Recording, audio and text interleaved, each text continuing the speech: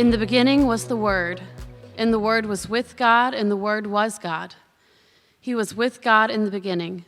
Through him all things were made. Without him nothing was made that has been made. In him was life, and that life was the light of all mankind. The light shines in the darkness, and the darkness has not overcome it. There was a man sent from God whose name was John.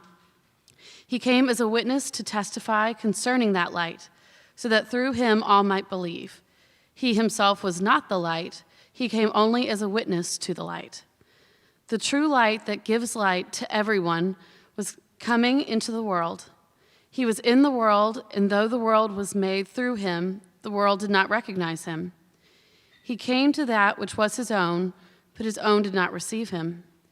Yet to all who did receive him, to those who believed in his name, he gave the right to become children of God. Children born not of natural descent, nor of human decision or husband's will, but born of God. The Word became flesh and made his dwelling among us. We have seen his glory, the glory of the one and only Son, who came from the Father, full of grace and truth. The word of the Lord. It's a nasty day out, isn't it? Interestingly enough, there's a season in the Christian year called Epiphany, and it's not as well known as Lent or Advent. It ordinarily is understood to be between Advent and Lent, because in Advent we're looking at the birth of Jesus, and in Lent we're looking at the death of Jesus. And so Epiphany is actually a period of time to look at the life of Jesus, which, by the way, for those of you with a college education, you already knew that that's what happens between the birth and the death of somebody, is the life. And during the dark time of the year, Epiphany means there's a light that has happened, that Jesus Christ has come into a dark world. And during those months between, these months in the dark times of the year, we look at Jesus. We just look at his life, his words, his deeds. And we're going to do this for 2 months. We're going to be looking at one gospel, John, and what John shows us about the life of Jesus, the words and the deeds of Jesus. So we start with this very, very famous first chapter. It's also called the prologue of John.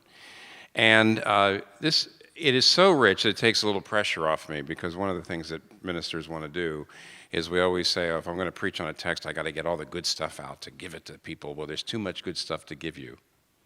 So I can't do it all, not in the time allotted. What I can do is give you a top-level look at the outline of it and the basic gist of it, which is powerful enough. So let's outline it.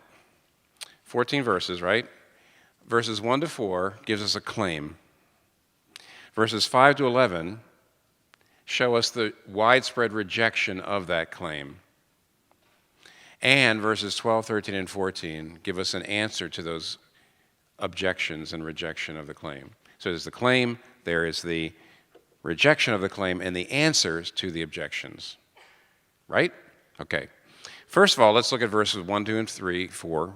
And in here we have a claim. This is very famous because it's about the Word. And we learn 5 things about the Word.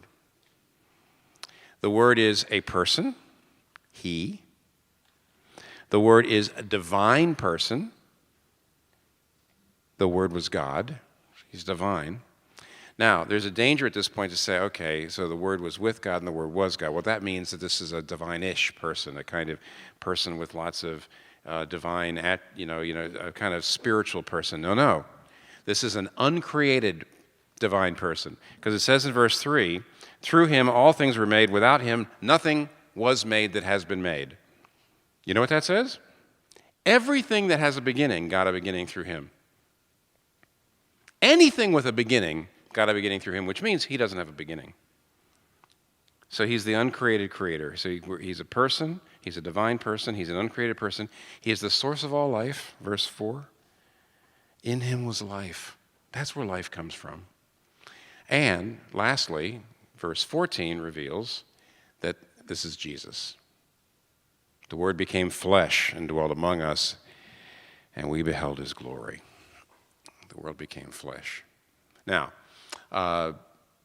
it would take all night. It would take 5 weeks. It would take a year to just unpack those five claims about Jesus. But there's a central issue, central claim that's being made here that can only be made if we take a little bit of time to think it out. Because the main thing that John is saying about Jesus is not just that he's divine and he's personal and he's this and he's that, but that he is the Word. And the Greek word that John uses here very deliberately is, when he wrote this in Greek, is that Jesus is the Logos. Logos. In the beginning was the Logos, and the Word was, the Logos was with God, the Logos was God, and Jesus Christ is that. The Logos became flesh and dwelt among us. Now, John was deliberately choosing a word that had a lot of philosophical, cultural, and linguistic freight to it. And unless you understand what that freight is, and we do a little bit of background here, we can't understand the startling nature, the radical nature of this claim. Now, to understand it goes like this. The Greek philosophers looked at nature and they saw balance. They saw balance, they saw order, they saw harmony, and they believed that behind that order and harmony was a cosmic spiritual principle of that order that they called the Logos.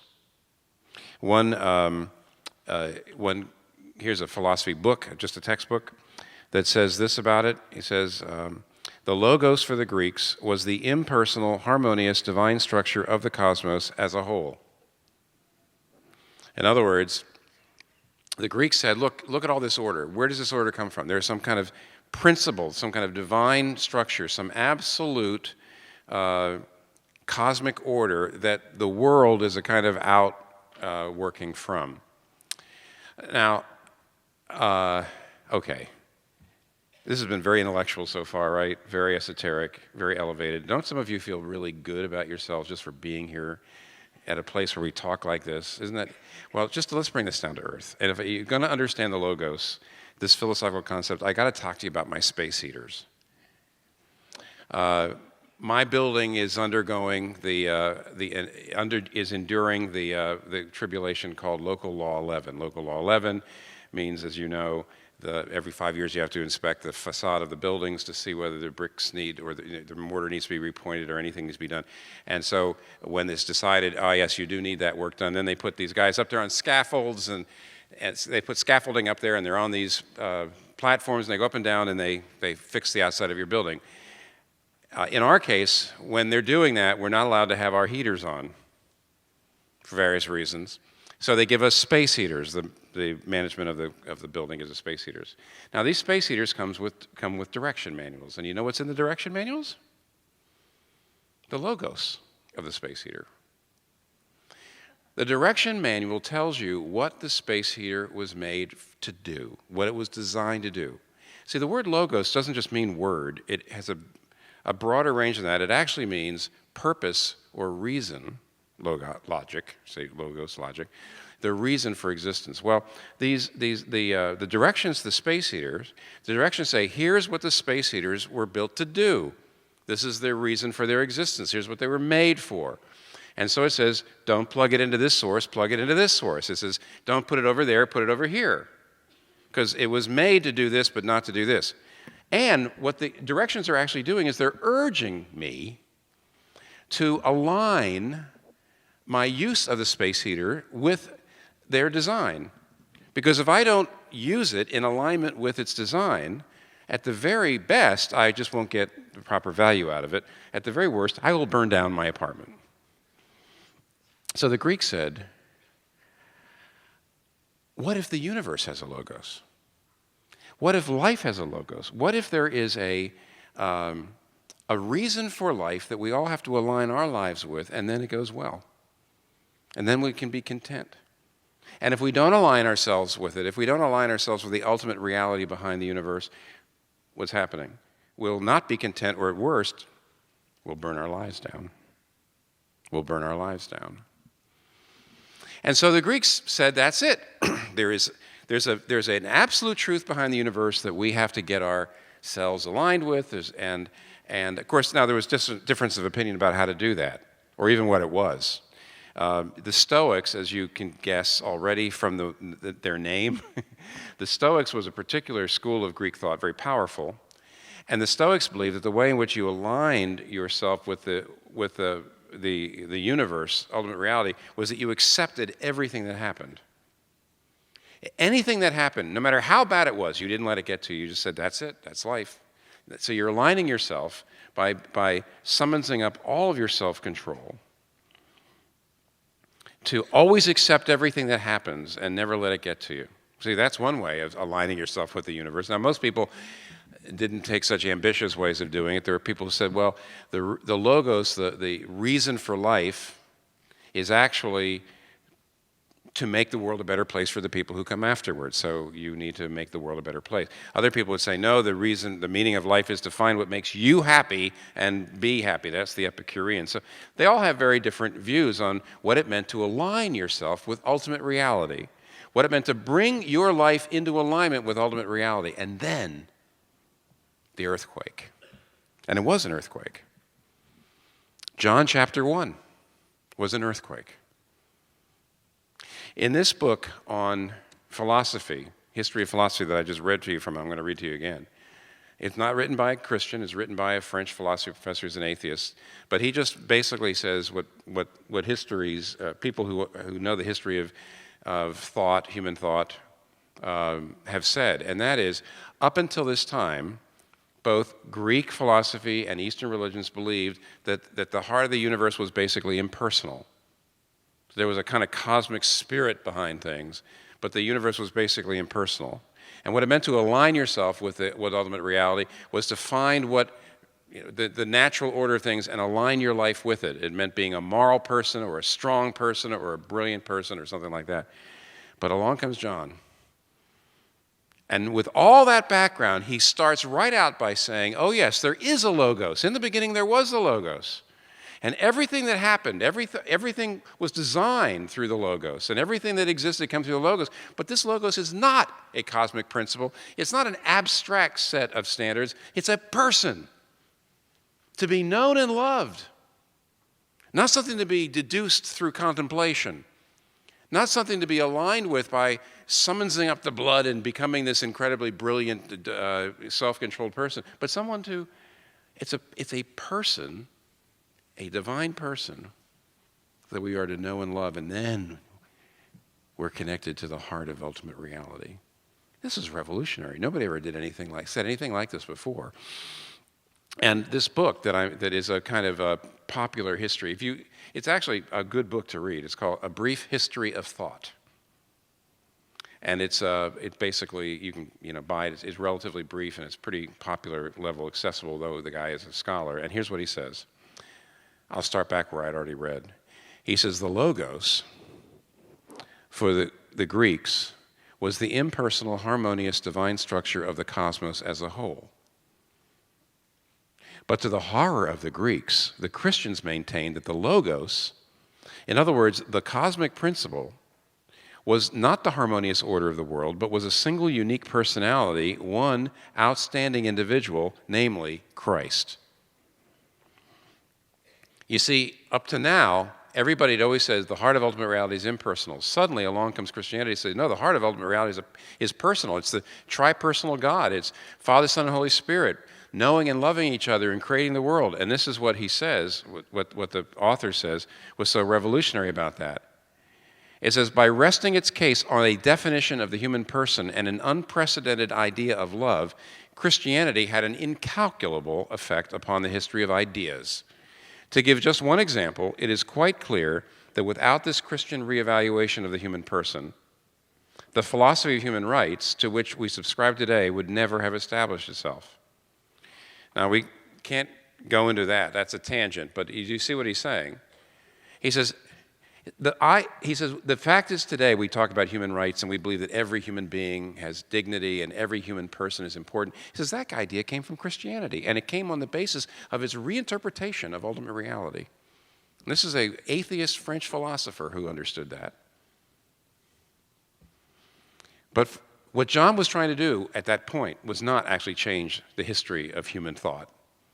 He was trying to say, get rid of this elitist idea that if you're going to be aligned with the heart of the universe, you need to contemplate and be a philosopher. You need to be a stoic. You need to have this incredible self-control. See, that's only for the elites. That's only for the most moral and the most self-disciplined and most brilliant people. But the gospel's for everybody, because if the Logos is not a principle but a person that you could know and love, anybody can do that. And then you are aligned with the heart of reality. You are living along the grain of the universe. Wow. So that's the claim. Wasn't that a claim? Wow. But very realistically, John says that that claim, though it has been influential, of course, is widely rejected. And the next section, verses 5 to 11, talks about that and says, the true light that gives light to everyone was coming into the world. He was in the world, and through the world, though the world was made through him, the world did not recognize him. He came to that which was his own, and his own did not receive him. Now, again, there's so much to say in here, but I can only give you the basic idea. What this is telling us is that there's been widespread rejection of the idea that Jesus Christ is the Logos. He's the ultimate reality behind the universe. And that to get aligned with life and to find the reason for life is to know him as a person, into a personal relationship. Many people have rejected that. But what's interesting about these few verses is it tells us there's really two ways to reject it. And to understand that, you have to look at this first verse in this section, verse 5. The light shines in the darkness, and the darkness has not overcome it. Now, some of you know that translation, that other translations translate it differently. If you've heard this read before, and it's read like every Christmas, for example, sometimes you've heard some translations say, the light shines in the darkness, and the darkness has not understood it. Some translations say has not overcome it. Some say has not understood it. In fact, the old King James Bible used to say, said this, it still says this if you buy it, excuse me. The King James Bible said, the light shineth in the darkness, but the darkness comprehendeth it not. Okay. So the darkness doesn't comprehend it, doesn't understand it, or the darkness doesn't overcome it. Well, which is it? What's interesting is, again, this is the second time I'm going to show you where he does this. John very carefully chooses a Greek word that is very ambiguous. In fact, Don Carson, a friend of mine who's written a commentary on John, says about this verse and this word, he says, this is a masterpiece of planned ambiguity. Isn't that interesting? Now, you might say, I don't get it. Here's a word that has it's katelaben. It's a word that has a semantic range that can mean to overcome or to understand. And you say, those two things don't seem to be related, but they are. If you think of an English word that has the same semantic range, is the word master. What does it mean to master somebody? Well, it could be that you just beat him in a game. I mastered him on the golf course. I beat him, see? But it could also mean I figured him out. I've understood him. I've read all of his books and I have mastered him. You see, the word, it can mean what? Overcome or understand. And so when it says that there's two ways to reject Jesus Christ, in a sense, to just be hostile to him and reject him like that, or to think that you're following him but not get it. That's very interesting. Very interesting. Let me show you how that could play out, or how it does play out today. On the one hand, we have plenty of people who completely, overtly are hostile. They reject the idea not only that Jesus Christ is the Logos and the cosmic reality behind the universe. Not only do they reject Christianity, but they reject the whole idea of an absolute truth, of a Logos. The very idea of absolute truth, or moral absolutes, or a Logos that we have to conform ourselves to. That whole idea is rejected. And in New York City, that's probably the default mode for most people. And the idea, therefore, is that you have to decide what is right or wrong. You don't just figure out there's some moral absolutes or absolute truth. Everybody has to figure it out for themselves. That's the default mode. Christian Smith, a prominent sociologist, has written a number of really excellent books in which he studies the moral and spiritual and religious views of younger adults in America. He's done a book on teenagers. He's done a book on men and women in their 20s who live in America. And he studied their moral and spiritual religious beliefs. You might find that interesting, since some of you, just from looking at you, look like you might actually belong in that category, that age category. He says, and his researchers discovered, that the moral beliefs of younger Americans in general, not all, of course, but in general, have three characteristics. Would you like to know what they are? Okay, I thought you would. Okay, three characteristics. Number one, they have strong moral feelings. They're very upset if rights are violated. They feel very strongly about justice, about treating people and people groups fairly. They're very concerned about the poor. So number one, they have strong moral feelings. Number two, they're moral relativists. They say morality is relative. Even though they don't use these words, the average younger American believes that morality is all person-specific and culturally relative. Do you know what those words mean?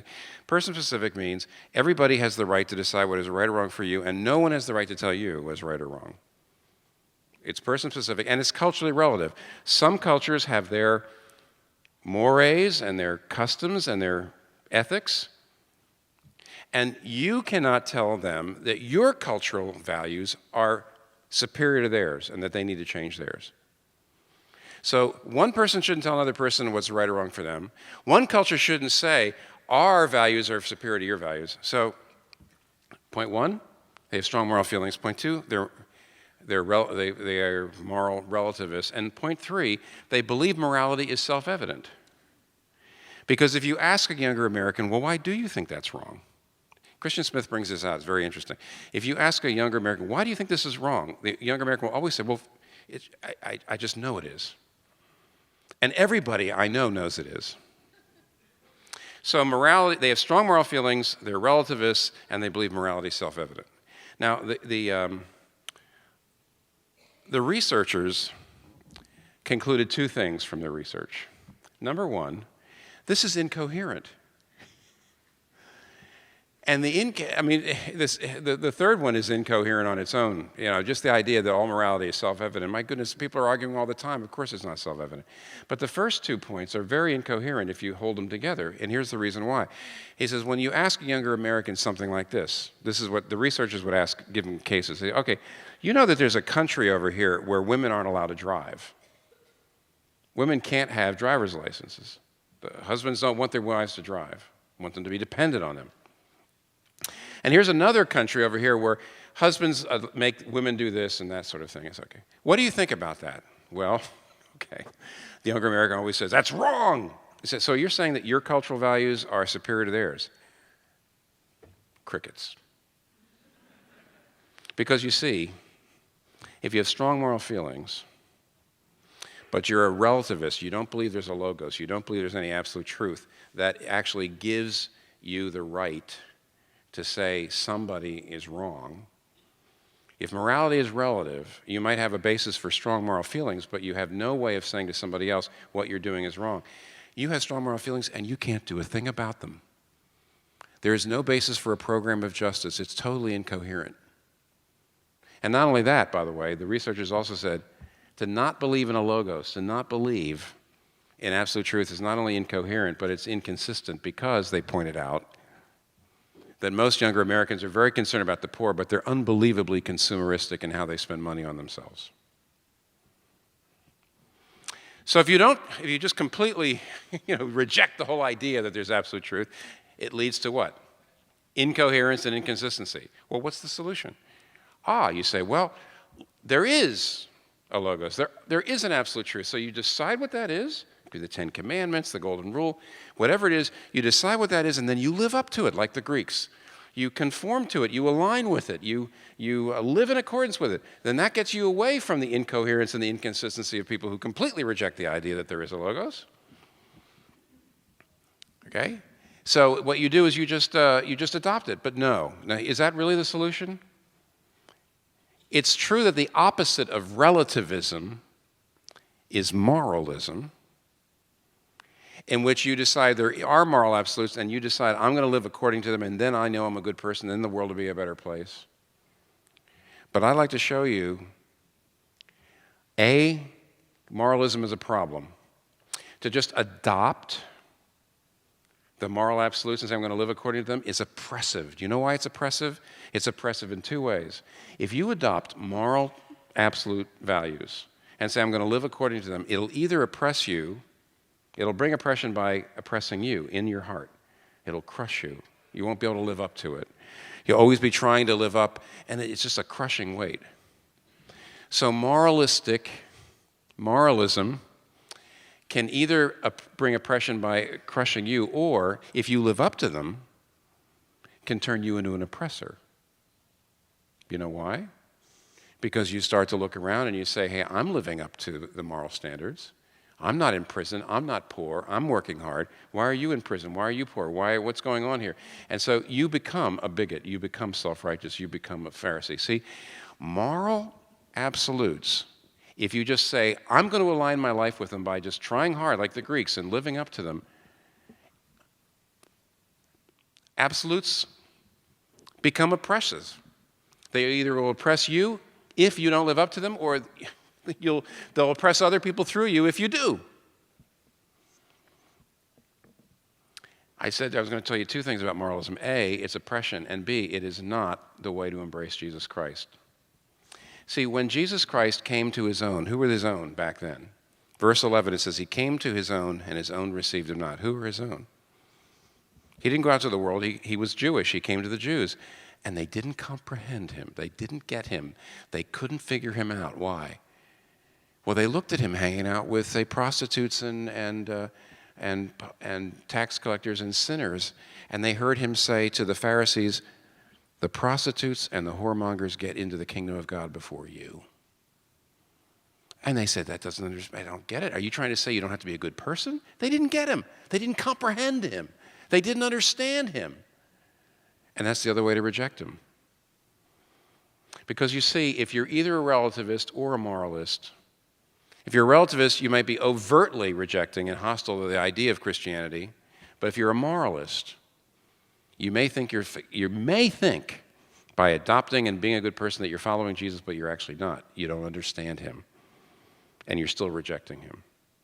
So what's the solution? Here's moralism, here's relativism. I said relativism is incoherent and inconsistent, but moralism is a vehicle for oppression. Is there any hope? Is there any way through? Is there any way forward? Yes, it's the gospel. It's been there for 2,000 years. Let me, just before I show you what it says about the gospel in the last three verses, let me just put this in cultural context. To see where we are as a culture. We're stuck. Why? Because on the one hand, we have rejected the idea, basically as a culture, that there's absolute truth, because we see it as oppressive. I grew up in America at a time when I was a kid, here's what we were all told. You know who the bad people are who are trying to blow us up? Come on, back in the 1950s and 60s, who were the bad people trying to blow us up? The communists. And guess what? They didn't believe in God. See, so religious people were good people and non-religious people were bad people. But now who's trying to blow us up, everybody? Who are the people who we say are going to try to blow us up? Religious fanatics, moralists, people who think they've got the absolute truth. And so if you, and a lot of you were, I can tell just by looking at you, a lot of you have been raised where the bad people were the religious fanatics. And what that means is, as a culture, we are rejecting the idea of absolute truth, rejecting the idea, we're rejecting moralism, but we said relativism is incoherent and inconsistent. So what are we going to do? Here's what we're going to do. It's the gospel. And the gospel is so beautifully put right here. Look at this. Just take 3 minutes with me. You know what? If you have to go to some place to explain the gospel to somebody, you couldn't do better than this. There are other places that are probably equally as good, but I don't think there's any that exceeds this. These 3 verses.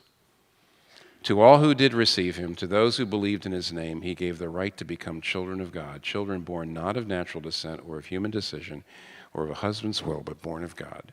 For the Word became flesh and dwelt among us, and we beheld his glory, glories of the only begotten of the Father, full of grace and truth. Look, first of all, this tells us that becoming a child of God is a gift.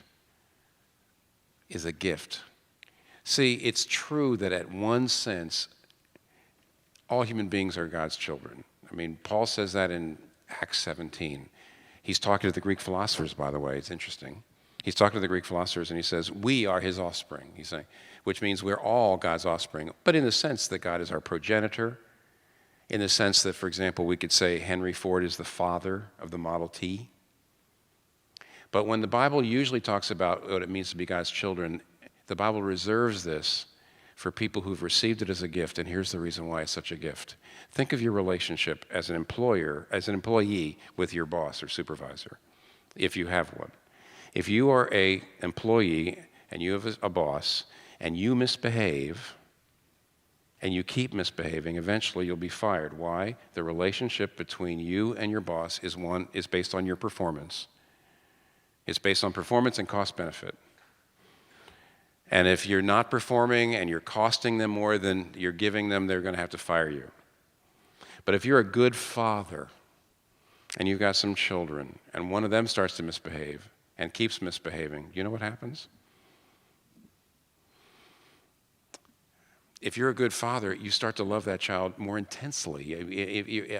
The misbehavior kind of evokes and intensifies your concern and your love for that child. Why? Because a father-child relationship is not a consumer relationship. It's not based on cost-benefit. It's not based on a performance. It's based on a covenant. It's based on unconditional commitment to that child.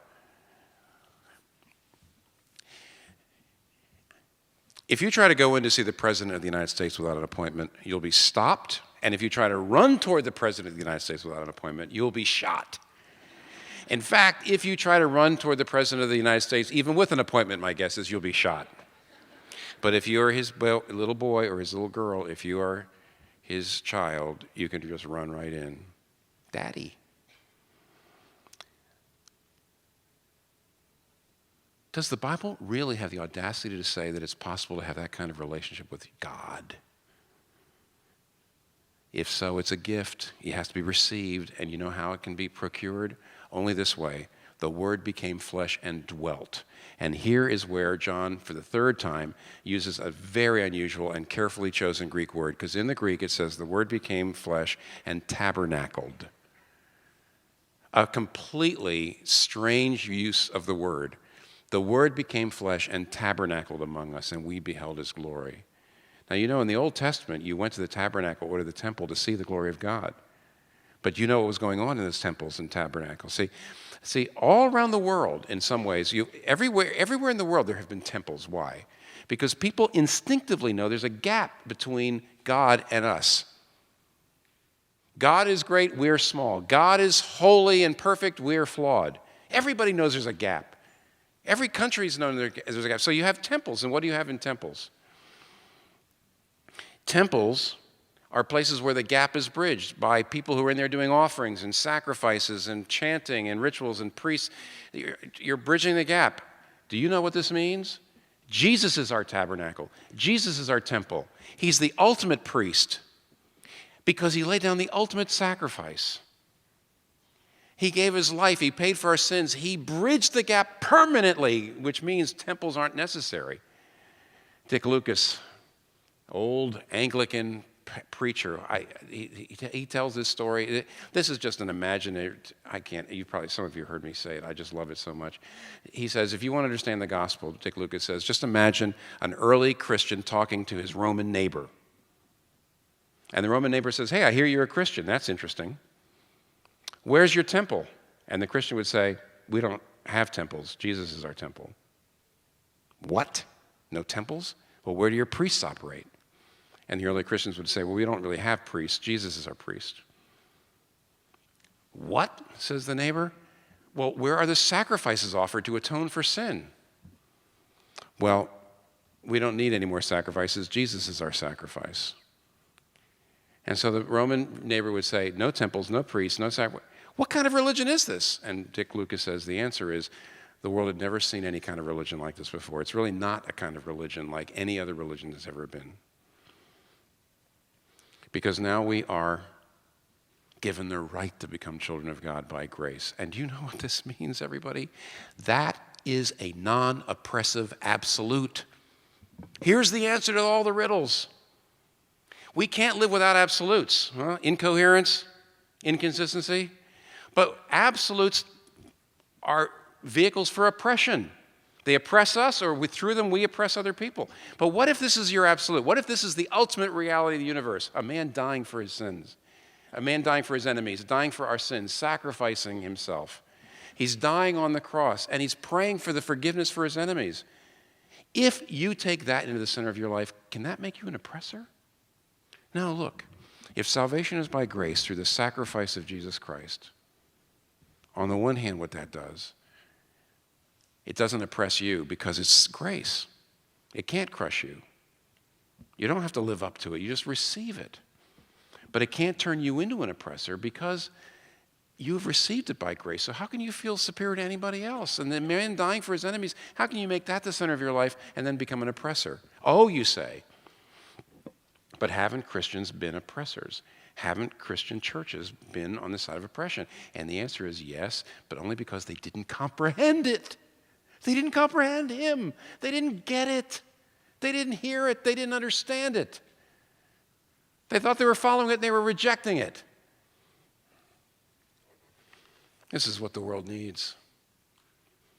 This is the light that the world needs.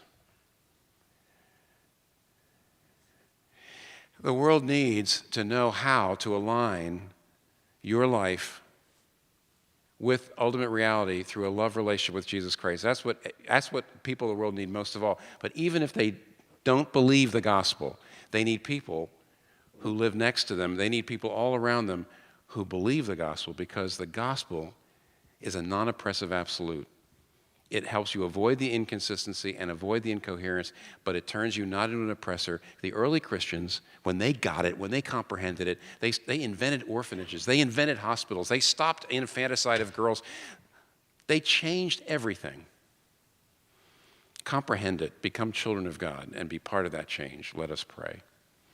Our Father, how grateful we are that your Son was sent into this dark world as our light. And though this darkness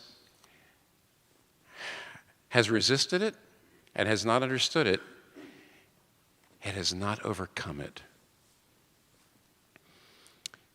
Your gospel is still growing in the world, and I pray, Lord, that everybody hearing this tonight would more deeply comprehend the meaning of the gospel and therefore more thoroughly become ambassadors for your Son. And if there's anybody here who's never understood what it means to become a child of God, I pray that they would get that right as soon as possible as they believe in his name and are born again, not of natural descent. It can't be something you're born into, and not of human decision. It's not something we can earn, but born of grace and born of God. We thank you and ask that you'd answer our prayers through Jesus. In his name we pray. Amen. Thank you for listening today. Gospel in Life's ministry is supported by generous partners all over the world. Your gifts allow us to share the gospel message with millions of people through our podcast, radio, and other channels, including here on YouTube. We're seeing God change lives through the increasing reach of this ministry, so thank you for your part in it. If you'd like to make a gift today, go to gospelinlife.com/YouTube, and we'll send you one of my books as thanks for your gift. Thank you again for your generous support, because the gospel really does change everything.